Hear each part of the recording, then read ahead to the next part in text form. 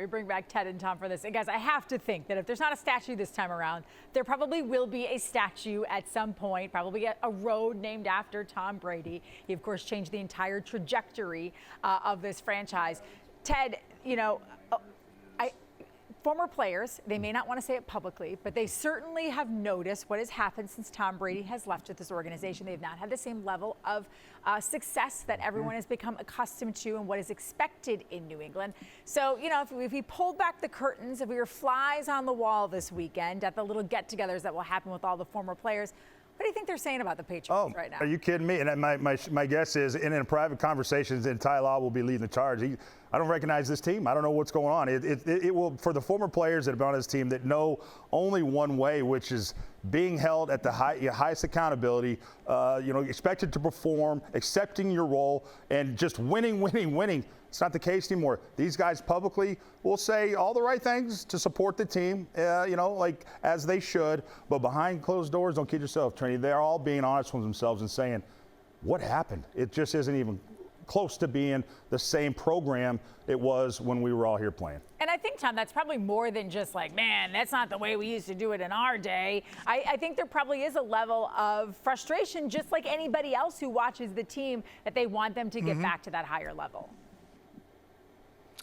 Yeah, I'm sure that most of these players who experience the highs of their professional and probably sporting lives are still very affixed to and attached to everything about the Patriots. They want to see this program, which Bill Belichick was able to create. There's a lot of teams in the NFL. This has been a program, and they want to see the program as it would be at the University of Miami or any place else that was a great program, or Notre Dame. They want to see this program be what it was previously. That's Ted. I mean, Ted can be as critical as anybody, as we know, but Ted wants to see this program be the program that he was part of. He takes pride in it, and I think a lot of these players take pride in it. And I think that the guy coming back takes an immense amount of pride in it.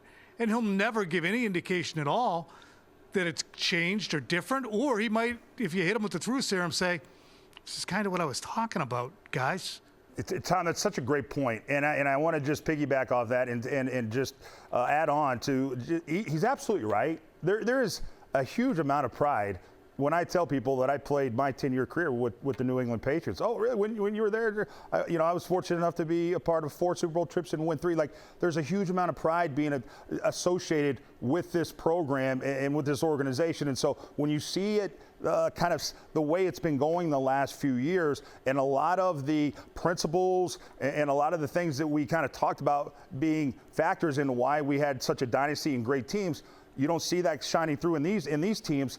It's a little disheartening for a lot of the former players because they want this program to always be associated with winning. Speaking of program small P, Curran, I was surprised that the Patriots would do this at halftime of their opening game, especially truthfully, against a team like the Eagles, when your team that's actually in the field could go out there and not have a great game and lose. I guess, I don't know how you feel, but I think maybe like maybe a game you're guaranteed to win a little bit later in the season would have been better, not opening weekend when everybody's going to pay attention anyway.